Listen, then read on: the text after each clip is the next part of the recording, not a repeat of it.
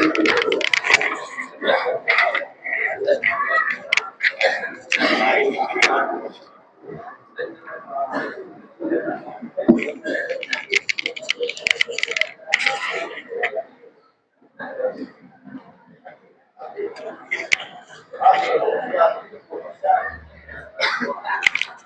علیکم ورحمۃ اللہ وبرکاتہ۔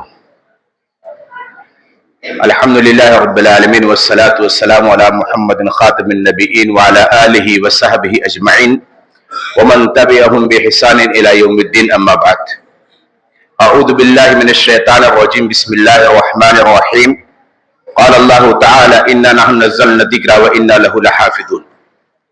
وقال النبی صلی اللہ علیہ وسلم نذر اللہ امرأ سمع مقالتی فوعاها وحفظها وبلغها، رواہ الترمذی۔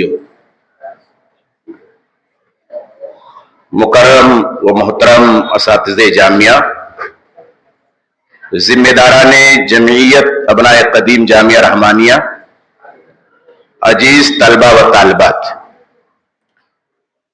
آج کی پرونم مجلس جس مناسبت سے منعقد ہے وہ ہے مسابقہ حفظ احادیث میں پوزیشن لانے والے طلبہ کے درمیان تقسیم انعامات کی۔ اس موقع پر مجھ ناچیز کو جس موضوع پر گفتگو کرنے کے لیے کہا گیا ہے وہ ہے حفظ حدیث اور امام مسلم۔ قبل اس کے کہ میں اپنے موضوع کی وضاحت کروں، چند باتیں ذکر کر دینا مناسب سمجھتا ہوں۔ پہلی بات یہ کہ میں اس موقع پر جمعیت ابناء قدیم جامعہ رحمانیہ کے ذمہ داران کا شکریہ ادا کرتا ہوں کہ انہوں نے جامعہ کے طلبہ و طالبات کے اندر مسابقت پیدا کرنے کے لیے اس طرح کا سلسلہ شروع کیا۔ اللہ انہیں اس کی مزید توفیق عطا فرمائے۔ دوسری بات، طلبہ کو یہ بات ذہن نشین رہنی چاہیے کہ جامعات و مدارس میں طلبہ و طالبات کے درمیان مختلف انداز میں جو تعلیمی مسابقات اور علمی مقابلے منعقد کیے جاتے ہیں یہ کوئی نئی چیز نہیں ہے، بلکہ یہ سلسلہ عہد نبوی سے چلا آ رہا ہے۔ خود نبی کریم صلی اللہ علیہ وسلم نے قرآن کی تعلیم و حفظ، تیر اندازی، گھوڑ سواری، حتیٰ کہ اذان دینے میں بھی صحابہ کے درمیان مسابقہ کروایا ہے۔ تیسری بات یہ کہ ان مسابقات کا مقصد محض انعام جیتنے کی سرگرمی نہیں ہے، بلکہ مسابقات نوجوانوں کو اپنے دین، سیرت نبوی اور فقہی علوم سے علمی وابستگی عطا کرتے ہیں۔ یہ نسل نو کے دلوں میں علم و تحقیق کی محبت جگاتے ہیں، انہیں مطالعہ، فکر، استدلال اور اظہار کی قوت عطا کرتے ہیں۔ اس لیے اس طرح کے مسابقات کو طلبہ بوجھ نہ سمجھیں، بلکہ اپنی صلاحیت کے اندر اضافہ کرنے کے لیے اس میں بڑھ چڑھ کر کے حصہ لیں۔ یہ باتیں میں نے اس لیے کہی ہیں کہ آج کے ہمارے طلبہ اس طرح کے مسابقات کو ایک بوجھ اور لایانی کام جانتے ہیں اور سمجھتے ہیں۔ اللہ انہیں عقل سلیم اور فکر مستقیم عطا فرمائے۔ اب میں آتا ہوں اپنے اصل موضوع کی طرف۔ کچھ باتیں میں نے نوٹ کی ہیں اور انہیں کو صرف پڑھ دینا مناسب سمجھتا ہوں۔ سامعین کرام، ہم اور آپ جانتے ہیں کہ اسلام کے دو بنیادی اساسی ماخذ و مصدر ہیں، کتاب اللہ اور سنت رسول اللہ، اور یہ دونوں منزل من اللہ ہیں۔ فرق صرف یہ ہے کہ قرآن یہ وحی مطلوع ہے، یعنی جس کی تلاوت کی جاتی ہے، وحی ہونے کے اعتبار سے دونوں شامل ہیں، قرآن بھی شامل ہے اور اسی طریقے سے حدیث بھی شامل ہے۔ اور آپ کو معلوم ہے کہ عہد نبوی سے لے کر کے آج تک اللہ رب العزت نے ان دونوں کی حفاظت فرمائی ہے، قرآن کی حفاظت فرمائی ہے اور حدیث کی بھی حفاظت فرمائی ہے۔ سامعین کرام اور عزیز طلبہ، میں صرف حدیث کے اوپر گفتگو کرنا چاہتا ہوں۔ عمومی طور پہ حفاظت حدیث کے 6 اسباب و ذرائع ہیں۔ حفاظت حدیث کے 6 اسباب و ذرائع ہیں۔ نمبر 1 تلاش و جستجو، نمبر 2 تحقیق و تحقیق، نمبر 3 حفظ حدیث، نمبر 4 کتابت، نمبر 5 تکرار حدیث، اور نمبر 6 تعامل۔ ان 6 میں سے میں صرف 2 چیزوں کو ذکر کرنا چاہتا ہوں۔ ان میں سے ہر ایک کو اپنی جگہ پر بہت اہمیت حاصل ہے، اور یہ تمام ذرائع عہد نبوی سے لے کر آج تک استعمال ہوتے رہے ہیں، لیکن حفاظت حدیث میں حفظ کو جو اہمیت حاصل نہیں ہے وہ کسی اور کو نہیں۔ اس کی وجہ ایک تو یہ ہے کہ اللہ کے نبی صلی اللہ علیہ وسلم نے याद करने का हुक्म दिया है। दूसरे ये कि नबी करीम सल्लल्लाहु अलैहि वसल्लम ने याद करने की बड़ी फजीलत बयान की है। तीसरे ये कि आपने अहादीस याद करने वालों और उसे दूसरों तक पहुंचाने वालों को बशारत दी है और उनके लिए दुआएं की है। मसलन आप सल्लल्लाहु अलैहि वसल्लम ने वक़्त अब्दुल कैस को दीन की बातें बताने के बाद हुक्म देते हुए फरमाया, इहफज़ुहुन्ना वअख़बिरू बिहिन्ना मवराअकुम, इनको याद कर लो और अपने पीछे रहने वालों को और तुम्हारे बस्ती में जो लोग हैं उनको जाकर के इसे बतलाओ। इसी तरह अल्लाह के नबी सल्लल्लाहु अलैहि वसल्लम ने एक तवील खुतबा दिया और तवील खुतबा देने के बाद आपने फरमाया था, फलयुबल्लिगु शाहिदुल गाइबा, जो लोग मौजूद हैं वो अदमे मौजूद लोगों तक इन बातों को पहुंचा दे। और आप सल्लल्लाहु अलैहि वसल्लम ने सहाबा इकराम को बशारत देते हुए कहा था कि अल्लाह रब्बुल इज्जत उस आदमी के चेहरे को तरोताजा रखे जिसने मेरी बात को सुना, उसे याद रखा और याद किया, उसको महफूज रखा और उसके बाद में उसे लोगों तक पहुंचाया। अल्लाह के नबी ने फरमाया, तस्माऊन, ऐ मेरे सहाबा तुम मेरी बातें सुनते हो, युस्माउ मिनकुम, तुमसे भी सुना जाएगा और इसी तरीके से उन लोगों से भी जो तुमसे सुनेंगे उनसे भी सुना जाएगा। इसी तहरीज़ और तरगीब का नतीजा था कि सहाबा इकराम ज़ौक़ व शौक़ से अहादीस को याद करते, जो हुजूर की मजलिस में हाजिर ना हो सकते वो दूसरों तक पहुंचाते। सहाबा इकराम हदीस का दौरा करते, एक दूसरे को सुनाते, मुज़ाकरे होते और एक दूसरे से अख्ज़ व इस्तिफादा करते। चुनांचे हज़रत अनस बिन मालिक बयान करते हैं, जो आपके खादमे खास थे, हम लोग नबी करीम के पास होते और हदीस सुनते, जब हम उठते तो एक दूसरे से दोहराते हत्ता कि हम उसको अर्ज़बर कर लेते थे। एक और वाकया बयान करते हैं कि हम लोग रसूल अकरम सल्लल्लाहु अलैहि वसल्लम से हदीसें सुनते और जब आप मजलिस से तशरीफ ले जाते तो हम आपस में हदीसों का दौरा करते थे और एक बाद दीगरे हम में से हर शख्स सारी हदीसें बयान करता। अक्सर रसूल अकरम की महफिल में बैठने वालों की तादाद 60 तक होती, वो सब बारी बारी बयान करते, फिर हम उठते तो हदीसें यूं याद हो जाती थी गोया कि हमारे दिलों पर नक्श हो गई हो। सहाबे कराम का हाफिजा बहुत मेयारी था, उनकी याददाश्त काफी मजबूत थी और उसके बहुत सारे नमूने हैं जो हदीस की किताबों के अंदर मौजूद हैं। हजरत अबू हुरैरा रज़ियल्लाहु ताला अन्हु उसके वाज़े सबूत है। आपका हाफिजा निहायत कवी था, आप हिफ्ज़ अहादीस के पहाड़ थे। एक अब्दुल्लाह बिन उमर उनके बारे में शहादत देते हुए कहते हैं, काना यहफ़िज़ु अलल मुस्लिमीन हदीस नबी, मुसलमानों के लिए हदीस नबवी याद करते थे। और हजरत अबू हुरैरा के हिफ्ज़ हदीस का एक नमूना यह है कि एक मरतबा मरवान बिन हकम ने आपसे कुछ हदीसों को सुनाने की दरख्वास्त की। पर्दे के पीछे आपने कातिब को बिठा दिया, आप हदीस सुना करके चले गए।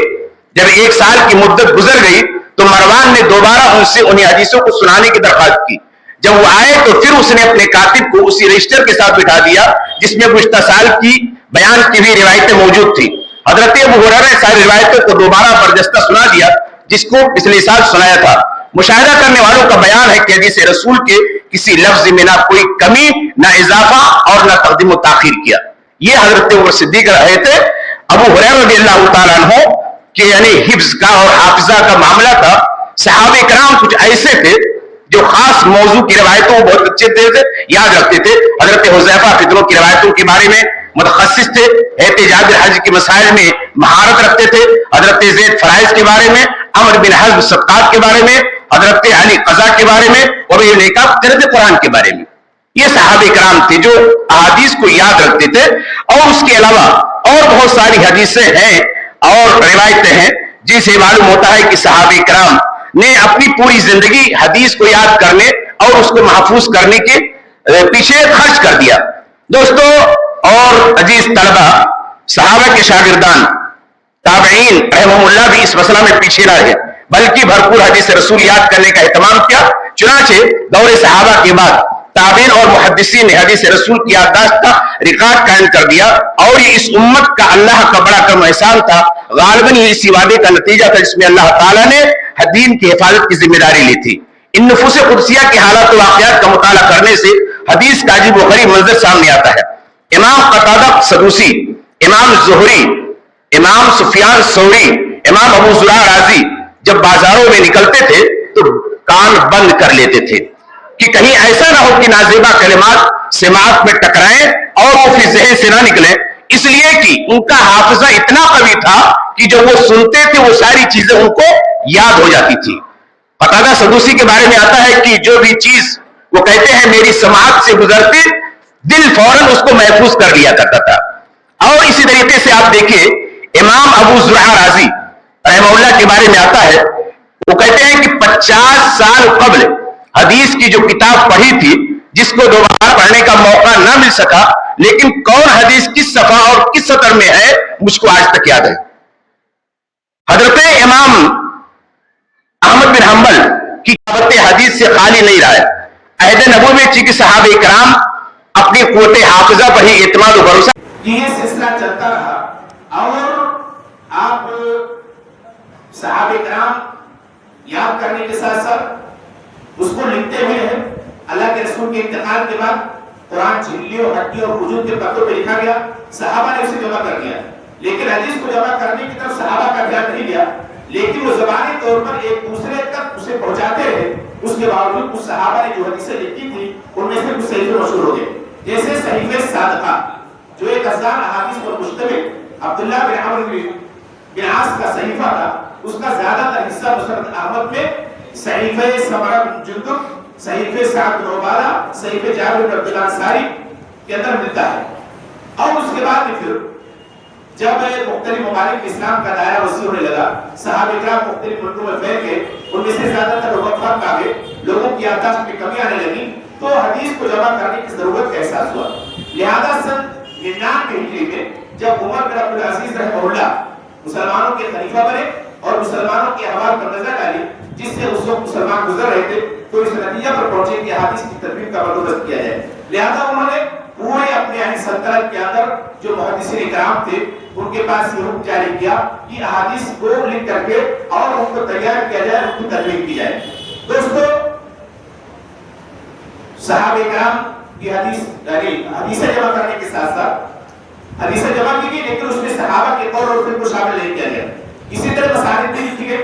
امیر المومنین فی الحدیث امام محمد بن اسماعیل البخاری نے فقہی ترتیب کے مطابق صحیح حدیث کا مجموعہ تیار کیا جسے دنیا صحیح بخاری کے نام سے جانتی ہے, جو حدیث کی صحیح اور مستند کتابوں کا نمبر پاتی ہے.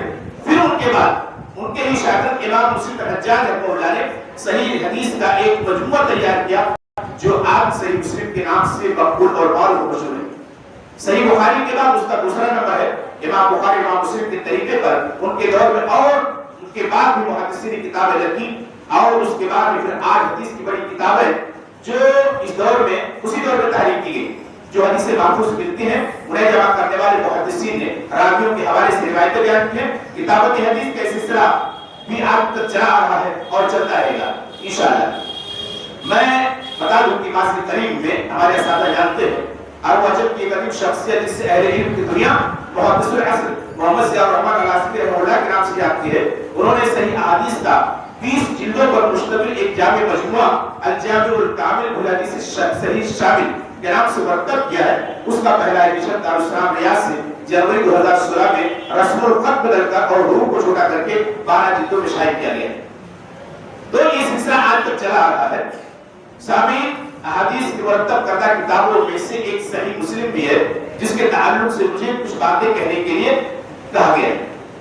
میں آپ کو بتاؤں کہ امام مسلم سن 203 یا 206 ہجری میں پیدا ہوئے, لیکن عام طور پہ محدثین نے 206 ہجری پرانے قرار دیا. امام مسلم نے والدین کی نگرانی میں بہترین تربیت حاصل کی اور پرہیز و دینداری کی زندگی بسر کی. کبھی کسی کو اپنی زبان سے برا نہ کہا, یہاں تک کہ کسی کی غیبت نہیں کی اور نہ کسی کو اپنے ہاتھ سے مارا ملا. امام مسلم نے ابتدائی تعلیم نیشاپور میں حاصل کی. آپ نے اللہ نے آپ کو غیر معمولی ذکاوت و ذہانت اور قوت حافظہ عطا کی تھی. بہت تھوڑے سے عرصہ میں آپ نے رسم اور فنون کو حاصل کر لیا اور پھر احادیث نبوی کی تعلیم و تحصیل کی یعنی توجہ دی. امام مسلم سن شعور کو پہنچے تو ہر جانب علم حدیث کا غلبہ بلند تھا. نیشاپور اس دور میں علوم فنون کا کہربانہ اور محدثین کا مرکز بنا ہوا تھا. چنانچہ امام مسلم نے تعلیم کی جانب توجہ دی. 2018 ہجری کو سماعت حدیث کی ابتدا کی. جیسا کہ امام ذہبی نے سیر اعلام النبلا اور تذکرہ الحفاظ میں لکھا ہے, گویا کہ 12 یا 14 سال کی عمر میں ان کے سماع حدیث کا زمانہ شروع ہو جاتا ہے. پہلے اپنے شہر کے شیوخ سے سماع کیا. نیشاپور میں اس وقت اسلام تک راہبے امام زہری جیسے 11 روزگار موجود تھے. امام مسلم نے محدثین کے طریقے کے مطابق احرام کی ابتدا کی اور پہلے سفر میں بیت اللہ کی زیارت سے مشرف ہوئے. 220 ہجری میں حج کے بعد مکہ میں امام قانبی اور بعد دوسرے شیوخ سے سماع کیا اور جلد ہی وہ وہاں پر لوٹ آئے. پھر 230 ہجری میں 10 سال کے بعد طلب حدیث کے لیے ایک لمبا سفر کیا. بلاد اسلامیہ، عراق، حجاز، مصر، کوفہ، بصرہ، حرم بلاغہ وغیرہ بلاد کا سفر کیا اور جب واپس لوٹے تو حفاظ حدیث میں شمار کیے جاتے تھے. امام مسلم کے اساتذہ کی فہرست نہایت طویل ہے. اس کا اندازہ اس بات سے لگایا جا سکتا ہے کہ امام مسلم نے صرف اپنی صحیح میں تقریباً 220 قرن پایا اور کامل محدثین سے روایتیں نقل کی ہیں. اسی طرح سے امام مسلم کے تلامذہ کی فہرست بھی نہایت طویل ہے. ان کے سب سے یعنی معتبر جو شاگرد ہیں امام مسلم کے ابو الفضل احمد بن سلمہ. امام مسلم کے تعلق سے اس زمانے کے جو علماء نے باتیں کہی ہیں، امام موصوف کے معاصرین میں سب سے بہت سے کبار ایک شامل تھے جو امام مسلم کی علمی قابلیت اور قوت حافظہ کی وجہ سے قبر احترام اور داد دیتے تھے. چنانچہ ایک بار اسحاق بن راہوی جو آپ کے شیوخ میں سے تھے، آپ کی فطری قابلیت اور قوت حافظہ کو دیکھتے ہوئے کہا کہ کس بلا کا شخص ہوگا. ابن ابی حاتم لکھتے ہیں امام مسلم ثقہ الفاظ میں سے تھے اور ان کو حدیث میں معرفت حاصل تھی. مکمل ان سے حدیث حاصل کی. البتہ امام مسلم کے معاصرین اور ابن حدیث موصوف بھی جلالت قدر و متفق نظر آتے ہیں. امام نووی لکھتے ہیں ابن حدیث ان کی جلالت قدر، امانت و دیانت، علوم و مرتبہ، فن حدیث میں حذاقت اور تفقد پر متفق نظر آتے ہیں. امام مسلم رحمہ اللہ کی کتابوں خصوصاً صحیح مسلم کو پڑھنے کے بعد یہ واضح ہوتا ہے کہ امام مسلم ایک مجتہد محدث تھے، کسی خاص مسلک پر عمل کرنے والے نہیں تھے. ان کا عقیدہ وہی تھا جو سلف صالحین صحابہ و تابعین کا تھا. یہی وجہ ہے کہ انہوں نے اپنی صحیح میں صرف صحیح و ثقہ راویوں کی روایتوں کو ذکر کیا ہے. اپنی کتاب الایمان سے شروع کر کے اہل بدعت، قدریہ، مرجیہ، خوارج اور جہمیہ وغیرہ جیسے گمراہ فرقوں کی تردید کی ہے اور ضعیف موضوع روایتوں سے دلیل پکڑنے کو غیر درست قرار دیا ہے. اور امام مسلم کی وفات 24 رجب 261 کی بروز اتوار شام کو ہوئی اور 25 رجب 261 ہجری بروز سوموار صبح تدفین عمل میں آئی. امام مسلم نے مختلف پہلوؤں سے پڑھے حدیث کی خدمات انجام دی. ان کی تعریفات علوم حدیث کے اہم مسائل پر حاوی ہیں. ان میں تنوع و کثرت پائی جاتی ہے جس میں سے صحیح مسلم سب سے زیادہ معروف و مشہور ہے. امام مسلم کی کتاب صحیح مسلم کے نام سے معروف ہے.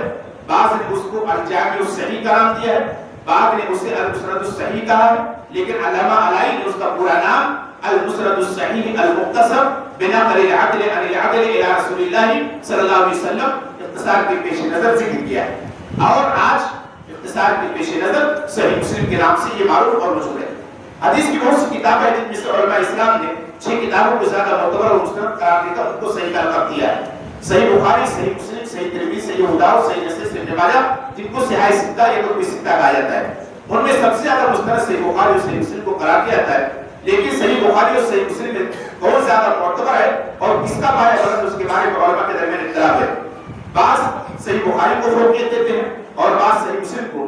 بعض لوگوں نے فیصلہ کیا بعض اعتبار سے صحیح مسلم کا بخاری کا درجہ بلند ہے اور بعض اعتبار سے صحیح مسلم کا. لیکن عمومی طور پر اکثر محدثین نے صحیح بخاری کو مقدم مانا ہے اور کہا ہے اصح الکتب بعد کتاب اللہ صحیح بخاری. یہ جو کتاب ہے صحیح مسلم یہ بہت ساری میزات اور خصوصیات کی حامل کتاب ہے.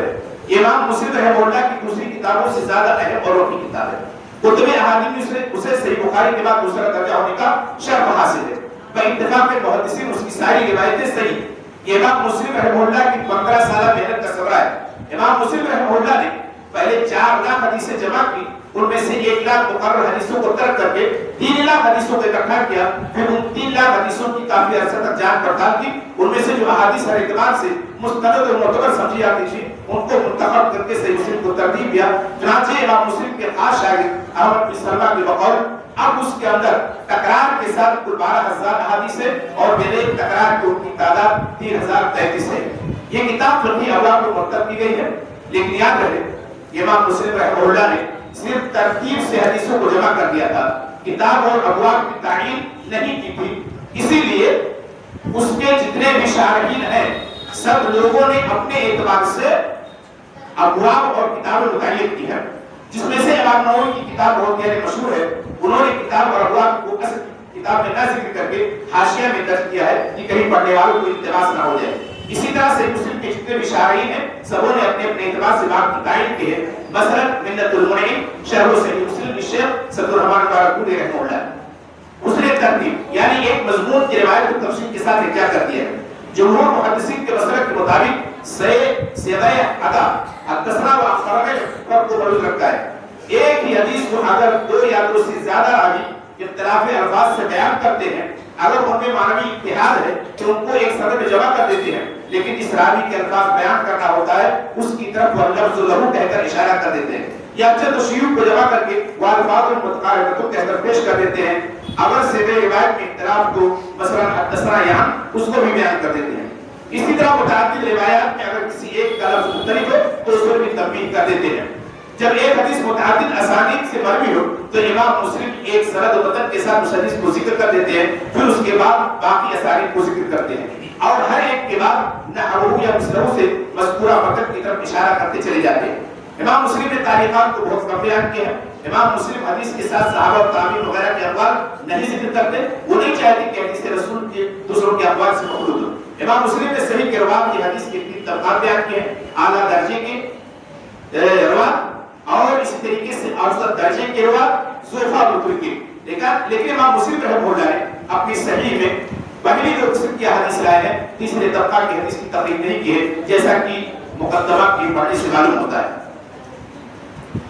एक एतराज किया जाता है, ये इमाम मुस्लिम जब ये कहते हैं कि मैंने अपने इस सहीह के अंदर सही हदीसों को नकल किया है, जबकि अगर उसको पढ़ा जाए तो उस किताब के अंदर कम से कम 10 के करीब मुरसल अहादीस है, 14 मकामात मुअल्लक़ रिवायत है, 13 या 14 जो मुनक़ती रिवायत है, कहीं कहीं मुअल्लक़ भी रिवायत है, कोई मौक़ूफ़ रिवायत है। तो इमाम मुस्लिम का दावा कैसे सही हो सकता है? तो और यही वजह है इमाम दाराक़ुतनी ने इमाम मुस्लिम के ऊपर इतराज़ात किए। इन्होंने जो दावा किया है कि हमने अपनी किताब के अंदर सिर्फ सही हदीसें नकल की हैं, उनका ये दावा सही नहीं है।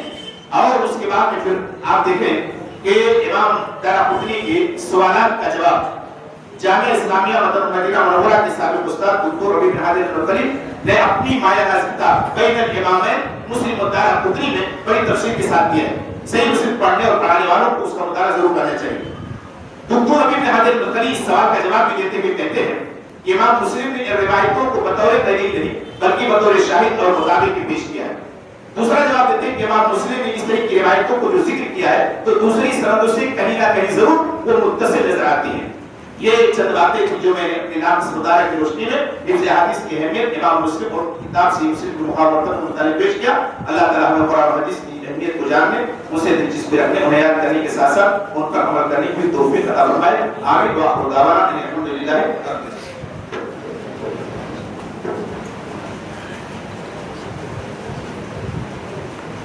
जज़ाकुमुल्लाह खैरन व बारक फीकुम। ये थे फज़ीलत शेख अब्दुल जब्बार इनामुल्लाह सलाती हफ़िज़हुल्लाह, जो हिफ्ज़ हदीस और इमाम मुस्लिम रहमहुल्लाह इस मौजू पर हमें अपने इराक़दर बंदो मसाइल से नवाज़ रहे थे। अल्लाह रब्बुल आलमीन से दुआ की रब्बुल आलमीन हमें शेख मोहतरम की कही गई बातों को अमली जामा करने की तौफ़ीक़ इनायत फरमाए। अब इसके बाद वही गैर बदलू में और अहादीस की किताबों में सबसे मुस्तनद और सबसे मायानाज़ किताब